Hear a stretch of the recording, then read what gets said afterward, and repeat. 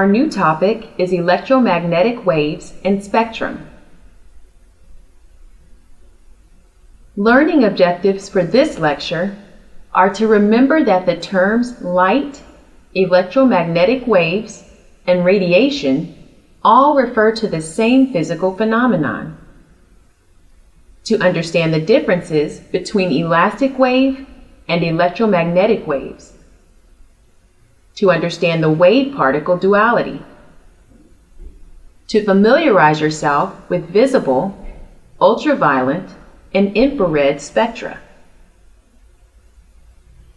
Terminology for this lecture includes the terms light, electromagnetic waves, and radiation, which all refer to the same physical phenomenon.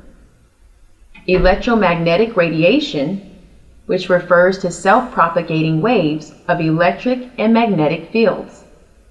In other words, electric and magnetic fields are coupled in light. A change in an electric field induces or creates a magnetic field. Similarly, a change in a magnetic field includes or creates an electric field. These observations were made in the 1860s and 1870s by a Scottish scientist, James Clerk Maxwell, who developed a scientific theory that explains electromagnetic waves. He summarized this relationship between electricity and magnetism into what are now referred to as Maxwell's equations. Let's expand this point. In the 1860s and 1870s, a Scottish scientist named James Clerk Maxwell developed a scientific theory to explain electromagnetic waves. He noticed that electrical fields and magnetic fields could couple together to form electromagnetic waves, including the observation that a change in magnetic field induces a change in electric field and vice versa. So the two are linked. These changing fields form electromagnetic waves. He summarized this relationship between electricity and magnetism into what are now referred to as Maxwell's equations. Let's talk about elastic radiation. Elastic waves, including acoustic waves, which are limited to wave propagation in liquids and gases, and electromagnetic waves are two important ways through which energy is transported to the world around us. These two types of waves are central to geophysical studies. Elastic waves travel through solids, liquids, and gases, as described in the previous chapters. They are primarily used to enhance the understanding of solid Earth, including the hazards associated with it, and to explore and produce Earth's energy and minerals. Electromagnetic waves differ from elastic waves in that they do not require a medium in order to propagate. Electromagnetic waves can travel not only through gas, liquids, and solid materials, but also through the vacuum of space. The propagation of electromagnetic waves through a vacuum is possible because electromagnetic waves consist of an electric field and a magnetic field, both of which are oscillating. As mentioned earlier, a change in the electric field causes the magnetic field to change, and vice versa. Through this relationship, electromagnetic waves are able to propagate through space by themselves.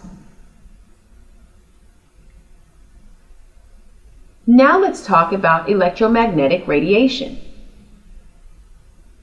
Electromagnetic waves are primarily used in geophysics to enhance the understanding of the atmospheric Earth, the hazards associated with atmospheric Earth, and also more and more to explore and produce Earth's energy and minerals. Electromagnetic radiation is all around us, even in regions of space where there is no matter. That is, vacuum regions. This property distinguishes electromagnetic radiation from acoustic and elastic radiation. The practical applications of electromagnetic waves are widespread and increasing. They are carriers of energy and information. They are the cornerstone of modern navigation systems, including the GPS, that is, the Global Positioning System. Electromagnetic waves are also central to modern medical diagnostics, especially through the illumination of fetuses and tumors inside the human body by electromagnetic radiation. They are also used for non-destructive evaluations of materials and mechanical structures. Let's contrast electromagnetism and elasticity. Elastic waves do not transmit energy through a vacuum. Elastic waves require a medium, such as solids, liquids, or gases, in order to transport their energy from one location to another. Elastic waves are caused by a sudden deformation or a sudden movement of a portion of the medium. Elastic waves are P and S waves. In the water, P wave velocity is 1,500 meters per second, and S wave velocity is 0. In contrast, electromagnetic waves transmit energy through solids, liquids, and gases, and in a vacuum. Electromagnetic waves are produced by the vibration of charged particles. Electromagnetic waves that are produced by the sun subsequently travel to Earth through the vacuum of outer space. All light waves are examples of electromagnetic waves. In a vacuum, the speed of light is 3 times 10 to the 8th power meters per second. Light travels more slowly in air than in a vacuum, and even more slowly in water. Now we will talk about the issue of waves and particles. Electromagnetic radiation, or light, can be described in terms of electromagnetic waves in classical physics, but also in terms of particles known as photons in quantum physics. Let me repeat this. Electromagnetic radiation, or light, can be described in terms of electromagnetic waves in classical physics, but also in terms of particles known as photons in quantum physics. Only during the first decades of the 20th century was enough compelling evidence collected to confirm that both theories, or descriptions, are correct. Let's repeat this. Only during the first decades of the 20th century was enough compelling evidence collected to confirm that both theories, or descriptions, are correct. This is very important. Yes, we will use quantum mechanics at some point. However, these two descriptions, or models, cannot be used at the same time. It is one or the other. When light propagates, it is best described as a wave. When light interacts with matter, it is best described as a photon. So the light illustrates the quantum mechanics concept known as wave-particle duality. Let's talk about electromagnetic waves and polarization. Electromagnetic radiation, in terms of the classical theory, is the flow of energy at the universal speed of light through free space or through a material medium in the form of the electric and magnetic fields that make up electromagnetic waves, such as radio waves, visible light, and gamma rays. In such waves, time-varying electric and magnetic fields are mutually linked at right angles and perpendicular to the direction of motion. Polarization is a property of waves that can oscillate with more than one orientation. Both elastic waves and electromagnetic waves exhibit polarization. Acoustic waves in a gas or liquid do not exhibit polarization, since the oscillation is always in the direction the wave travels. In an electromagnetic wave, both the electric field and the magnetic field are oscillating, though in different directions. By convention, the polarization of light refers to the polarization of the electric field. Light can be approximated as a plane wave in free space or in an isotropic medium propagates as a transverse wave. Both the electric and magnetic fields are perpendicular to the wave's direction of travel. Here we see an illustration of electromagnetic waves. Electromagnetic waves are formed by the vibrations of electric and magnetic fields.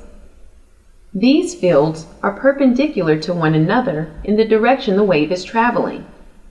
Once formed, this energy travels at the speed of light until further interaction with matter. Let's talk about photons. In modern quantum theory, electromagnetic radiation is described as a flow of photons, also called light quanta, through space. Photons are packets of energy that always move with the universal speed of light. They do not interact with each other.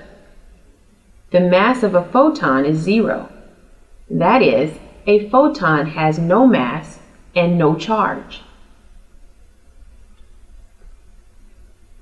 The energy of a photon is the following equation. H is the Planck constant. C is the speed of light. Lambda is the wavelength of the light. F is the frequency. E is the energy. Again, light is made up of discrete packets of energy called photons. Photons carry momentum, have no mass, and travel at the speed of light.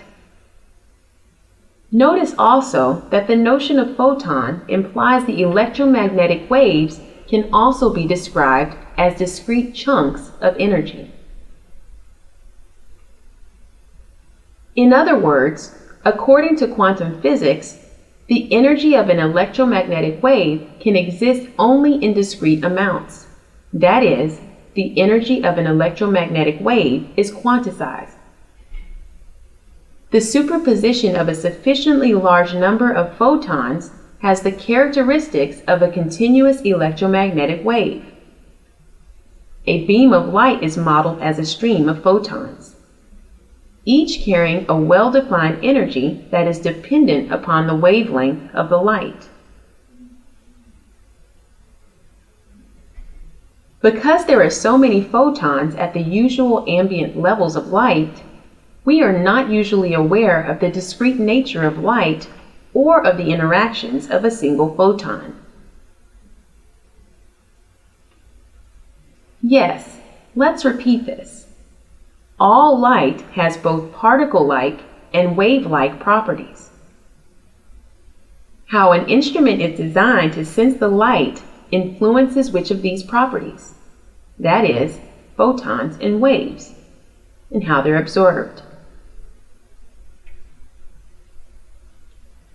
An instrument that diffracts light into a spectrum for analysis is an example of observing the wave-like property of light.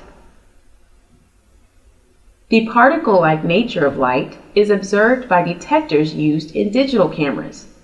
Individual photons liberate electrons that are used for the detection and storage of the image data.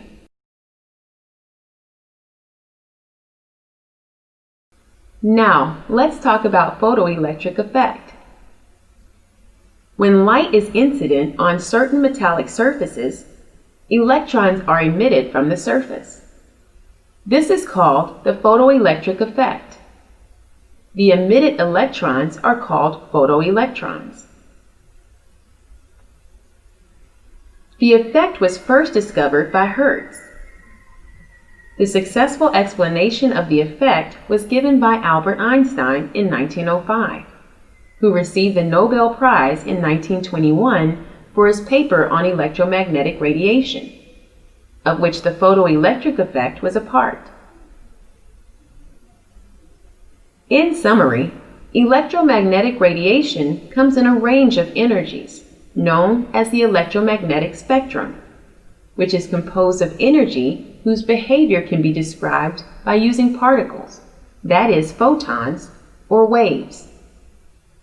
When we describe this energy as a particle, we use photons.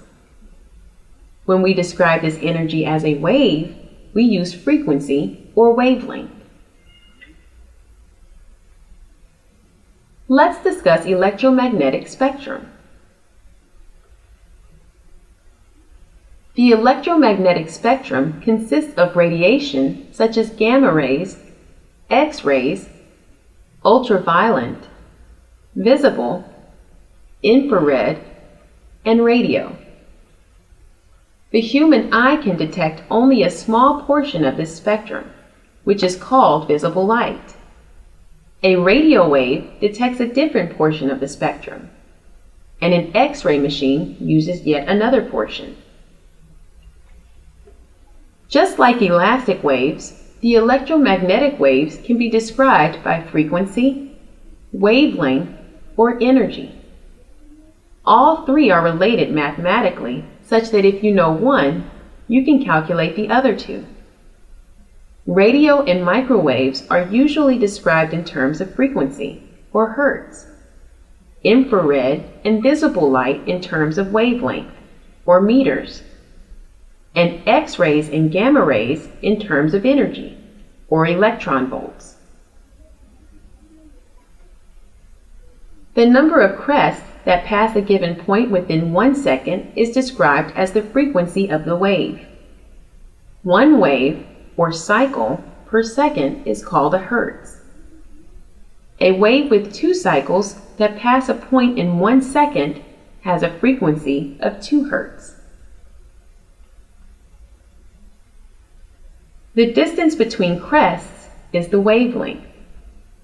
The shortest wavelengths are just fractions of the size of an atom, while the longest wavelengths scientists currently study can be larger than the diameter of our planet.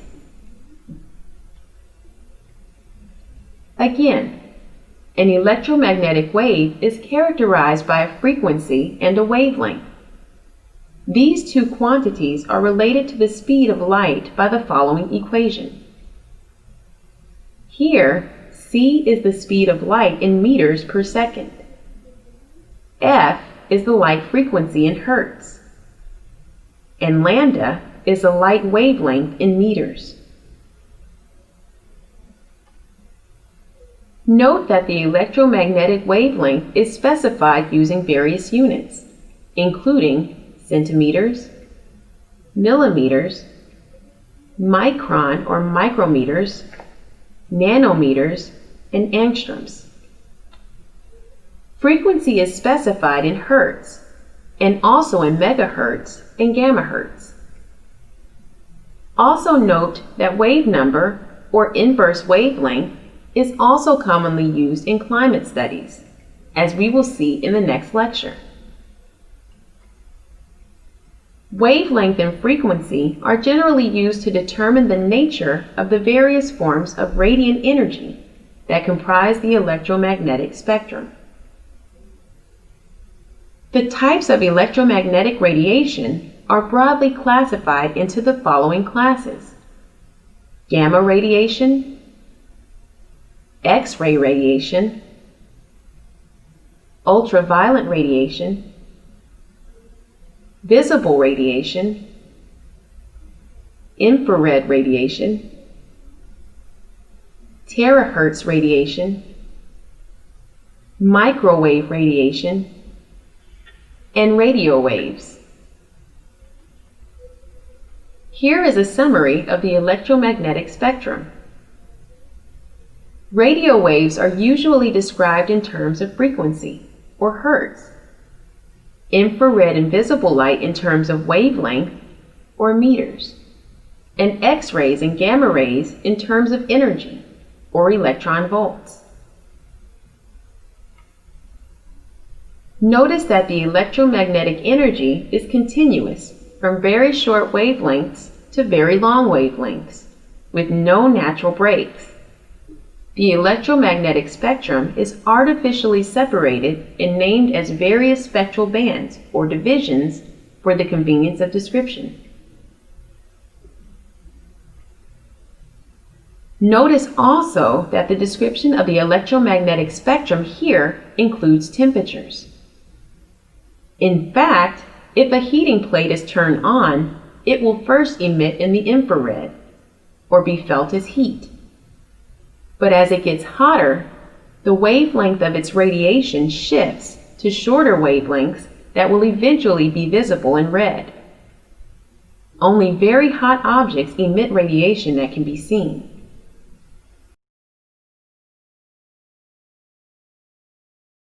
Most objects encountered in daily life are much too cold to emit anything visible. We are also aware of the infrared part of the spectrum, commonly referred to as heat, because of the sensation of touch and of the radiations in the ultraviolet range, because they are capable of burning the skin. In fact, exposure to ultraviolet can cause skin cancer. Gamma rays, X-rays, and some ultraviolet waves are ionizing, meaning these waves have such a high energy that they can knock electrons out of atoms. Exposure to these high energy waves can alter atoms and molecules and cause damage to cells in organic matter. These changes to cells can sometimes be helpful, as when radiation is used to kill cancer cells, and other times not, as when we get sunburned. Let's talk about sun radiation. The radiation from the sun, which bathes the earth and makes life possible, covers a very wide range of wavelengths, many of which cannot be detected by human senses. Most life on Earth has evolved to make use of the visible part of the electromagnetic spectrum, that part in which all the familiar colors, such as red, orange, yellow, green, blue, violet, and innumerable intermediate shades occur. Solar radiation is the driver of everything in the climate system. The sun is about 100 times Earth's radius, has about 1 million times Earth's volume, and is about 300,000 times Earth's mass. The sun is located at the center of the solar system, at a distance of about 150 million kilometers from Earth. With a surface temperature of 5,780 degrees Kelvin, the energy flux at the surface of the sun is approximately 63 times 10 to the 6 power watts per square meter. This flux maximizes at a wavelength of about 0.5 micron meters at the center of the visible part of the spectrum. Let's talk about infrared. As far as climate studies are concerned, the visible and infrared are the most important bands of electromagnetic radiation. This table provides expanded descriptions of infrared band. Just as the ear cannot hear above or below certain frequencies, the human eye cannot detect light outside a small range of wavelengths.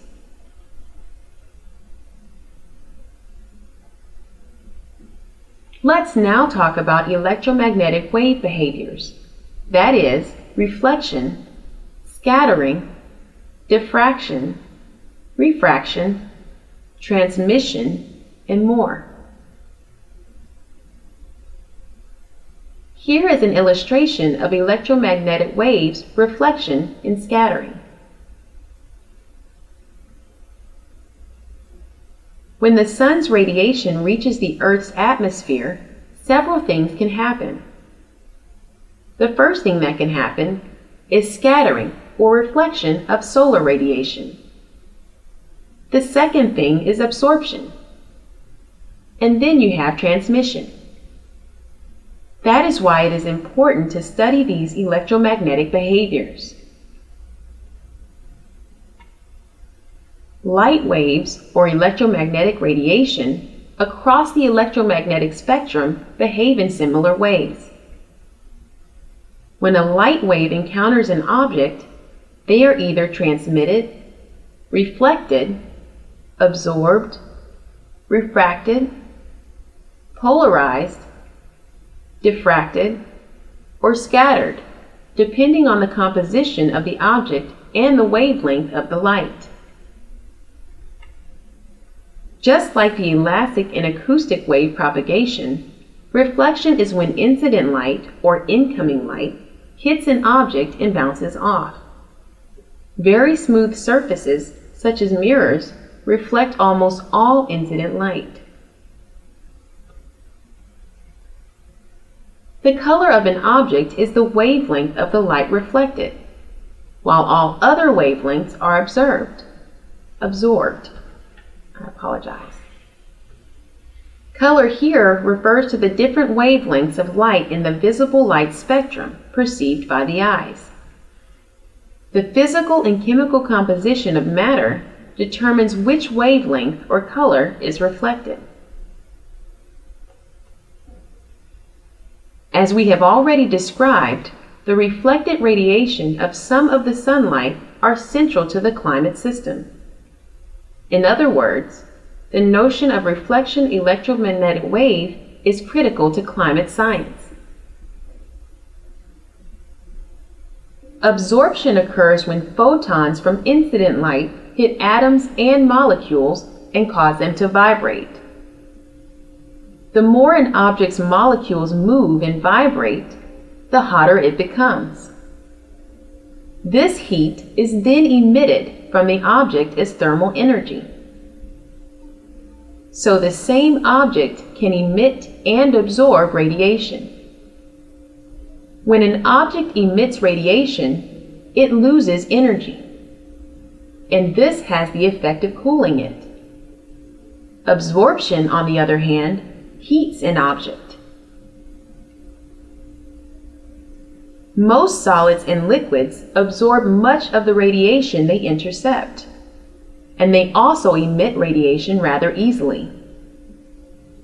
The hotter the substance, the more radiation it emits, and the shorter the average wavelength of the radiation emitted. The average surface temperature of the sun is about 10,000 degrees Fahrenheit. Despite the fact that sun radiation covers almost the entire electromagnetic spectrum, it emits much of its radiation as visible light of about half a micron. The Earth's atmosphere average temperature is around 0 degrees Fahrenheit. Despite the fact that Earth radiation covers almost the entire electromagnetic spectrum, it emits much of its radiation as infrared light of about 15 microns. Diffraction is the bending and spreading of waves around an obstacle. It is most pronounced when a light wave strikes an object with a size comparable to its own wavelength. An instrument called a spectrometer uses diffraction to separate light into a range of wavelengths. a spectrum. In the case of visible light, the separation of wavelengths through diffraction results in a rainbow. Scattering occurs when light bounces off an object in a variety of directions. The amount of scattering that takes place depends on the wavelength of the light and the size and structure of the object. The sky appears blue because of this scattering behavior. Light at shorter wavelengths, blue and violet, is scattered by nitrogen and oxygen as it passes through the atmosphere. Longer wavelengths of light, red and yellow, transmit through the atmosphere. The scattering of light at shorter wavelengths illuminates the skies with light from the blue and violet end of the visible spectrum. Even though violet is scattered more than blue, the sky looks blue to us because our eyes are more sensitive to blue light.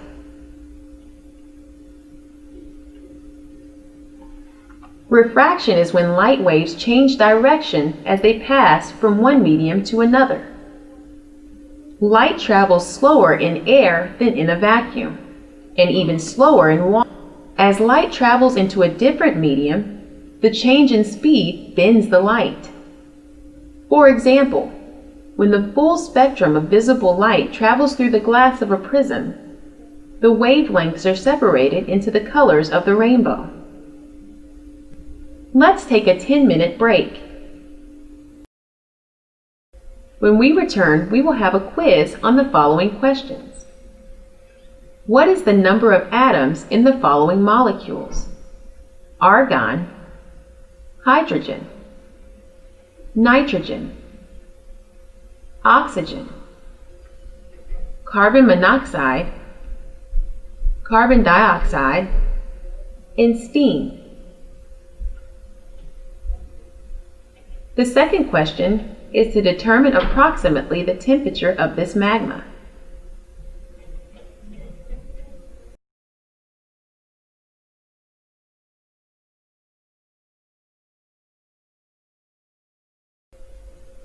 Now we're back. Let's start by answering the questions we posed before the break. What is the number of atoms in the following molecules? You have argon, hydrogen, nitrogen, oxygen, carbon monoxide, carbon dioxide, and steam. Here's your answer. Argon has 1 argon. Hydrogen has 2 hydrogens. Nitrogen has 2 nitrogens. Oxygen has 2 oxygens. Carbon monoxide has 1 carbon and 1 oxygen. Carbon dioxide has 1 carbon and 2 oxygens. And steam, or water, has 2 hydrogens and 1 oxygen. The second question was to determine approximately the temperature of this magma. At temperatures around 800 degrees Kelvin, solids glow a dim red. The temperature of a Photoelectric lava flow can be estimated by observing its color. The result agrees well with measured temperatures of lava flows at about 1000 to 1200 degrees Celsius, or 1830 to 2190 degrees Fahrenheit. Remember, there is a large selection of iMode education lectures which can further enhance your knowledge of earthquakes, volcanoes, climate, and energy. Thank you for listening to this iMode education lecture.